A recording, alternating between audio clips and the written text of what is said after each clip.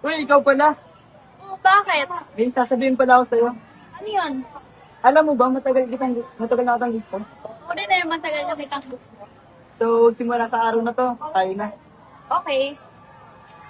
Magandang umaga sa inyo lahat. Kami ang pangkatikalawa. Ngayong araw, ipapakita natin ano at paano ang pamaraan ng pagdiligaw o pagmamahalan sa moderno at mga lumang panahon. Naiisip niyo ba kung gaano kasaya at kabilis ang pagmamahalan noon sa ngayon?